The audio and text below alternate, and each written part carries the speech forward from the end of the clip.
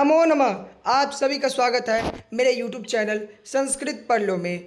आज के इस वीडियो में हम देखेंगे श्रीमद् भगवद गीता अध्याय 12 भक्ति योग 15 श्लोक से लेकर के 20 श्लोक तक। अगर आप बिहार की किसी भी यूनिवर्सिटी से पढ़ रहे हो, आप BA Sanskrit honour second semester के छात्र एवं छात्राएँ हैं, जैसे कि बिहार में उपस्थित Patna university, Pataliputra university, Magadh university, Purnia university, Vaishali university, Baba Saheb Bhimrao Ambedkar university, Lalit Narayan Mithila university, Veer Kunwar university और इनको छोड़ करके तमाम जितने भी छोटे बड़े यूनिवर्सिटी हैं, उनका जो सिलेबस है 2023 के बाद BA संस्कृत ऑनर्स सिलेबस बदल गया है। उस परिवर्तन के बाद सभी यूनिवर्सिटी का सिलेबस सेम हो गया। मैंने उस पर भी वीडियो बना करके रख दिया है और मैंने 2 भाग इसका करवा दिया है। उसका मैं डिस्क्रिप्शन में लिंक दे दूंगा, आप ज़रूर उसे जा करके देख सकते हैं। इसका जो PDF है मैं टेलीग्राम चैनल पे दे दूंगा, उससे आप रिवीजन कर सकते हैं, आप पढ़ सकते हैं। तो मेरे मित्रों, आइए हम शुरू करते हैं श्रीमद् भगवद गीता अध्याय 12 भक्ति योग 15 से लेकर के 20 श्लोक तक।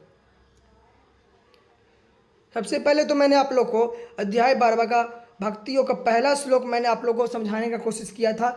मैंने उसका वीडियो डाल दिया है, आप लोग जा करके जरूर मेरे चैनल पे देख सकते हैं। संस्कृत पढ़ लो चैनल का नाम है। और 8वां श्लोक का भी मैंने वीडियो डाला था, 8वां से लेकर के 14 श्लोक तक, वो भी आप जा करके देख सकते हैं। आज हम बात करेंगे 15वां श्लोक।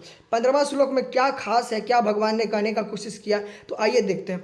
सबसे पहले तो भगवान ने यह कहने का कोशिश किया है कि यस्मानो द्विजते लोको लोकानो द्विजते च यः हर्षामर्ष भयो द्वेगमैर मुक्तो यः स च मे प्रिया। मेरे मित्रों, अगर आप इसको लयबद्ध इस तरह से पढ़ते हैं, आपका कोई भी लय हो, आप इसको राग में पढ़ते हैं तो आप लोग को जल्दी याद होगा। ये याद करने का ट्रिक है श्लोक याद करने का।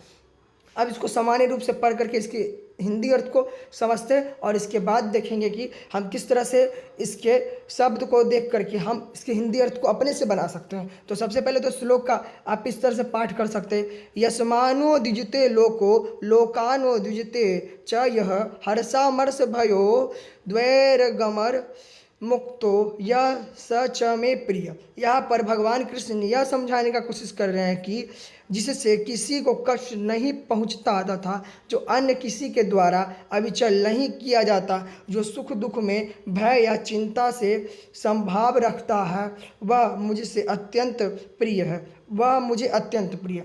यहाँ पर भगवान यह समझाने का कोशिश कर रहे हैं कि अगर आप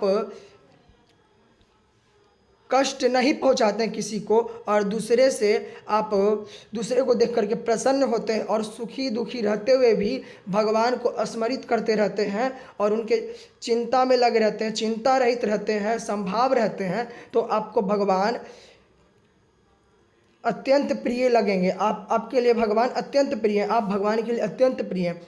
अब इसका अगर आप वर्णन अच्छा से पढ़ना चाहते हैं तो देखिए मेरे मित्रों, इस श्लोक में भगवान ने तात्पर्य देते हुए यह कहा है कि इस श्लोक में भक्त के कुछ अन्य गुणों का वर्णन है। ऐसे भक्त के द्वारा कोई व्यक्ति कष्ट, चिंता, भय या असंतोष को प्राप्त नहीं होता, चूँकि भक्त सब पर दयालु होता है, अतएव वह ऐसा कार्य नहीं करता जिससे किसी को चिंता। यहाँ पर यही बतलाने का कोशिश किया जा रहा है कि भक्त के पास कुछ विशेष गुण होते हैं भक्त होने का, जैसे कि वह किसी व्यक्ति को कष्ट नहीं देता है, किसी को चिंता नहीं देता, भय नहीं देता, उसके बाद फिर असंतोष उसके पास नहीं होता है और वो सभी के लिए दयालु होता है और सभी कार्य में अपने मन को लगा करके भगवान को याद करते रहता है। यही इस श्लोक में बतलाया गया।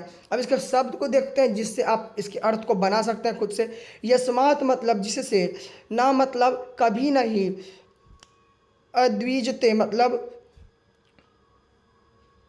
उद्योगन होते हैं, मतलब यहाँ पर कुछ अलग तरह का वर्ड प्रयोग किया गया है। आप इसको पढ़ेंगे तो समझ में आ जाएगा। अब इसको अगर आप जोड़िएगा मेरे मित्रों तो इसका अर्थ अपने आप बन करके निकल जाएगा। सारे शब्द को आप अगर याद करके रखिएगा, 1 से 2 भी शब्द मुख अगर आप याद करके रखेंगे तो आपका काम बन जाएगा। अब आते हैं हम 16वें श्लोक पर। 16वां श्लोक हमारा क्या कहता है? अनपेक्षः शुचिर्दाक्षः उदासीनो गतव्यत् सभारंभ परित्यागी यो मद्भक्त स मे प्रिय। यहाँ पर भगवान यह कहने का कोशिश कर रहे हैं। आप इसको लयबद्ध पढ़े, उसके बाद फिर सरल रूप से भी पढ़ सकते हैं इसको इस तरह से। अनपेक्षः शुचिर दक्ष उदासीनो गत व्यथ सर्वारंभ परित्यागी यो मद भक्त स मे प्रिय। यहाँ पर भगवान यह समझाने का कोशिश कर रहे हैं। आइए इसके हिंदी अर्थ को देखते हैं।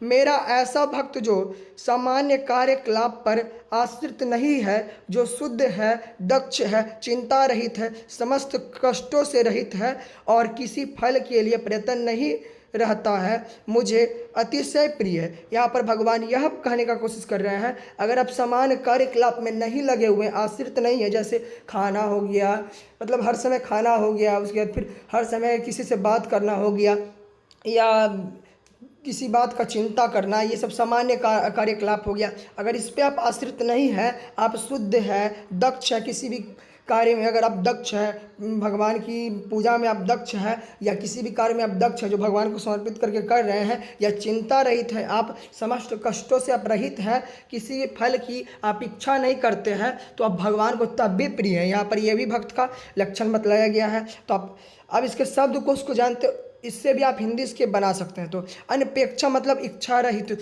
शुचि मतलब शुद्ध, दक्ष मतलब पटु, उदासीना मतलब चिंता से मुक्त, गत व्यथा मतलब सारे कष्टों से मुक्त। अब इसको अगर आप जोड़िएगा तो कुछ इस प्रकार का हिंदी अर्थ बनेगा। इच्छा रहित, शुद्ध, पटु, चिंता से मुक्त, सारे कष्टों से मुक्त, सर्व आरंभ, समस्त प्रयत्नों का परित्यागी, परित्याग करने वाला जो भी भक्त मेरे लिए प्रिय है, मैं उसे अतिशय प्यार करता हूँ। यह यहाँ पर बतलाने का कोशिश किया है। अब 17वें श्लोक की तरफ चलते हैं, उसमें क्या भगवान ने कहने का कोशिश किया है। 17वां जो श्लोक है कुछ इस प्रकार से, ये न हृष्यति न द्वेष्टि न शोचति न क्रांचति शुभाशुभ परित्यागी भक्तिमान यह स मे प्रिय। अब इसको सरल रूप से भी पढ़ते हैं। यहाँ पर भगवान सरल रूप से यह कह रहे हैं कि यो न हृष्यति न द्वेष्टि न शोचति न क्रांचति शुभाशुभ परित्यागी भक्तिमान यह स मे प्रिय। यहाँ पर भगवान यह कहने का कोशिश कर रहे हैं कि जो ना कभी हर्षित होता हो, ना शोक करता है, ना तो पछतावा है, ना इच्छा करता है, तथा जो शुभ या अशुभ दोनों प्रकार की वस्तुओं का परित्याग कर देता है, ऐसा भक्त मुझे अत्यंत प्रिय। अब तीसरा लक्षण बतलाया गया भक्त का यहाँ पर, अहर्षित। जो हर्षित सदैव खुश रहता है, जो शोक नहीं करता है, व्यथा ही किसी भी चीज़ के लिए व्याप नहीं करता, मतलब रोता नहीं है, जो पछतावा नहीं करता है। कोई भी कार्य अगर आपसे छूट जाता है या बिगड़ जाता है तो आप पछतावा करते हैं। जो भक्त नहीं पछतावा करता है, भगवान पे छोड़ देता है, इच्छा रहित है, इच्छा नहीं करता है, और शुभ अशुभ दोनों प्रकार के वस्तुओं का परित्याग कर देता है, तो भगवान उसके लिए अत्यंत प्रिय है। यहाँ पर यही बतलाने का कोशिश किया गया। यहाँ पर शब्द को उसको देखते हैं, उससे भी आप हिंदी अर्थ को बना सकते हैं। यो न हृष्यति न द्वेष्टि न शोचति न क्रांचति शुभाशुभ परित्यागी भक्तिमान यह स मे प्रिय। यहाँ पर शब्द को से यह मतलब जो, न मतलब कभी नहीं, हृष्यति मतलब हर्षित होता है, न मतलब कभी, और द्वेष्टि मतलब शोक करता है। यहाँ पर इन शब्दों को अब जोड़ करके एक विशेष अर्थ आप अपने से भी बना करके लिख सकते हैं, एग्जामिनर बहुत ज़्यादा खुश हो जाएगा। अब आइए हम देखते हैं 18वें श्लोक और 19वें श्लोक को। समः शत्रौ च मित्रे च तथा मानापमानयोषितोषण सुख दुःखेषु समः संग विवर्जित तुल्य निंदा स्तुतिर्मौनी संतुष्टो येन केनचित् अनिकेत स्थिरमतिर्भक्तिमान में प्रियो नर। अब इसको सिंपल रूप से भी मैं पढ़ देता हूँ, आप लोग इससे भी ऐसे भी पढ़ सकते हैं। और अगर आप राग के साथ पढ़ेंगे, लय के साथ पढ़ेंगे, तो आप लोगों को जल्दी याद होगा। मैंने पहले भी बतलाया, अभी भी बतला रहा हूँ। समः शत्रौ च मित्रे च तथा मानापमानयोः शिशोषण दुख सुखेषु समः संग विवर्जित तुल्य निंदा स्तुतिर्मौनी संतुष्टो येन केनचित् अनिकेतः स्थिरमतिर भक्तिमान में प्रियो नर। यहाँ पर भगवान यह कहने का कोशिश कर रहे हैं कि जो मित्रों और शत्रुओं के लिए सामान्य है। यहाँ पर अगर आप मित्र से भी अच्छे तरह से बात करते हैं, शत्रु से भी आप अच्छे तरह से बात करते हैं, तो यहाँ पर यही बतलाने का कोशिश किया गया जो मान तथा अपमान, मान अर्थात आपको अभिमान हो जाता है और अपमान आपका कोई अपमान कर देता है, वो यहाँ पर बात कहा गया। शीत तथा गर्मी, सुख तथा दुख, यश तथा अपयश में समभाव रखता है, जो दूषित संगति में सदैव मुक्त रहता है, दूषित संगति से सदैव मुक्त रहता है, जो सदैव मौन और किसी भी वस्तु से संतुष्ट रहता है, जो किसी प्रकार के घर बार की परवाह नहीं करता है, जो ज्ञान में दृढ़ है और जो भक्ति में संलग्न है, ऐसा पुरुष मुझे अत्यंत प्रिय है। यहाँ पर यही भगवान बतलाने का कोशिश कर रहे हैं। जीवन का दो पहलू होता है, सुख दुख, आगमन, उसके बाद फिर प्रस्थान, उसके बाद फिर शीत गर्मी मतलब ठंडा गर्मी, और यश अपयश, दुष्ट संगति, सत्संगति, मित्र शत्रु। ये सामान्य रूप से देखा जाए तो ये हमारे जीवन का दो पहलू है। अगर ये दो पहलू को आप अगर सामान्य भाव से देखते हैं, एक नज़रिए से देखते हैं, तो भगवान कहते हैं कि तब जाकर के आप ज्ञानी माने जाएंगे और ज्ञान में दृढ़ विश्वास रखते हैं, और जो भक्ति में संलग्न है, जो भगवान की भक्ति करते हैं सब कार्य करते हुए, तो वो भगवान के लिए अत्यंत प्रिय है। ये चौथा और पांचवा लक्षण भगवान की तरफ से बतलाया गया है मेरे मित्रों भक्तों का। अब यहाँ पर आप हिंदी जान गए हैं, अब इसके शब्दों को पकड़ते हैं, शब्द को पकड़ करके भी आप हिंदी बना सकते हैं। समा मतलब समान, शत्रु मतलब शत्रु में, च मतलब तथा, मित्रे मतलब मित्र में, च मतलब भी, तथा मतलब उस प्रकार, मान मतलब समान, अपमान्यो मतलब तथा अपमान में, शीत मतलब जाड़ा, उसमें मतलब गर्मी। अब इसको जोड़िएगा तो कुछ इस प्रकार का हिंदी अर्थ निकल कर के आएगा।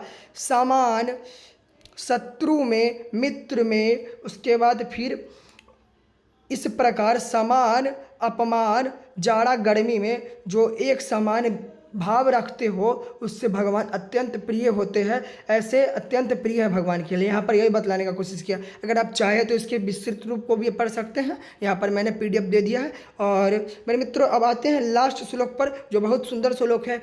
ये तु धर्मामृतमिदं यथैकतं पर्युपास्ते श्रद्धाना मत पराम भक्तास्ते अतीब में प्रिय। अब इसको सरल रूप से भी पढ़ते हैं। ये तु धर्मामृतमिदं यथोक्तं पर्युपास्ते श्रद्धाना मत पराम भक्तास्ते अतीब में प्रिया। यहाँ पर भगवान यह बतलाने का कोशिश कर रहे हैं कि जो इस भक्ति के अमर पथ का अनुसरण करता है, किन भक्ति के पथ का अनुसरण करता है, 1 से लेकर के आपने 20 श्लोक तक पढ़ लिया। अब 20 श्लोक का जो भक्ति पथ के अनुसरण को करता है वो, और जो मुझे ही अपना चरम लक्ष्य बनाकर श्रद्धा सहित संपूर्ण संकलन रहते हैं, वे भक्त मुझे अत्यंत प्रिय है। यहाँ पर भगवान यह बतलाने का कोशिश कर रहे हैं। यहाँ पर थोड़ा सा अर्थ हल्का फुल्का कठिन हो गया, इसको मैं सरल करने का कोशिश करता हूँ। अब यहाँ पर यह बतलाने का कोशिश हो रहा है कि आपने 1 से लेकर के 20 श्लोक तक पढ़ लिया, 19 श्लोक तक पढ़ लिया। अब भगवान बोल रहे हैं इन श्लोकों का जो अनुसरण करता है, इन भक्ति पथ का जो अनुसरण करता है, और जो मुझे ही चरण लक्ष्य बना लेता है। जैसे आपको पहाड़ पे चढ़ना है तो उसी को आप चरम लक्ष्य मतलब अंतिम लक्ष्य बना देते हैं, तो भगवान को अपना लक्ष्य बना लीजिए। श्रद्धा पूर्ण अब भगवान में संलग्न हो जाते हैं, भगवान में अपने मन को लगा लेते हैं, तो वैसे भक्त भगवान को अत्यंत प्रिय हैं। मतलब आप 19 श्लोक के सार को निकाले तो ये श्लोक उसका सार है। अब इसमें आप बतला सकते हैं कि इस श्लोक के आधार पर आप अगर निराकार साकार रूप की पूजा करते तब भी भगवान आपसे प्रिय होते हैं। उसके बाद फिर अगर आप अपने सारे कार्य को समर्पित कर देते तब भी आपसे भगवान प्रिय होते हैं। अपने मन को आप अगर भगवान में लगा देते तब भी भगवान आपसे प्रिय होते हैं। उसके बाद फिर आप भक्तियों का पालन करते हैं तब भी आपसे भगवान प्रिय होते हैं। अगर आप वो भी नहीं कर पाते तो अपने सारे कार्य को संपूर्ण कर दीजिए, मतलब भगवान को अर्पित कर दीजिए और भक्ति योग का कुछ लक्षण है, जहाँ पर मैंने इन चारों पांचों श्लोकों में बतलाया है। यही बतलाने का यहाँ पर कोशिश किया गया है कि अगर आप भगवान में अपने चित्त को लगा देते हैं, अपने मन को लगा देते हैं, तो भगवान आपके लिए अत्यंत प्रिय है। तो यहाँ पर अब इसके शब्द को देखते हैं। अब इसके बाद हम इस वीडियो को इतना तक ही रहने देंगे और अगले वीडियो में हम बतलाएंगे इस शब्द को देखने के बाद। ये मतलब जो, तुम मतलब लेकिन, धर्म मतलब धर्म रूप, अमृतम मतलब अमृत को, इदम मतलब इस, यथा मतलब जिस तरह से, जैसा, उक्तम मतलब कहा गया। यहाँ पर शब्द को जोड़िए और खुद से अर्थ बनाइए और नीचे हिंदी दिया हुआ व्याख्या सहित आप पढ़ सकते हैं। अब बात आता है, हमने 20 श्लोकों को पढ़ लिया, क्या इतने से हिंदी लिख देने से हमको नंबर मिल जाएगा? तो यहाँ पर कह देना सरल तो नहीं है, बहुत ज़्यादा कठिन है। यहाँ पर अगर आप इतने से हिंदी अगर लिखते हैं एक श्लोक का, तो आपको कम से कम 1 से 2 ही नंबर मिलेगा। आपको अगर 5 में 5 चाहिए तो आप हिंदी अर्थ लिखिए। उसके साथ मैं आपको एक स्पेशल वीडियो दूंगा जिसमें आपको श्रीमद् भगवद गीता का 20 श्लोक किस तरह से लिख पाए। अगर श्लोक ना भी याद है तो क्या लिख दें कि हमको कम से कम 4 भी मिल जाए, 4 से 3 या 5 नंबर पूरा का पूरा मिल जाए। तो उसमें मैं आपको बतलाऊंगा कि ये श्लोक कहाँ से लिया गया है, किसके द्वारा लिखा गया, उसके लिए मैं स्पेशल वीडियो लाऊंगा।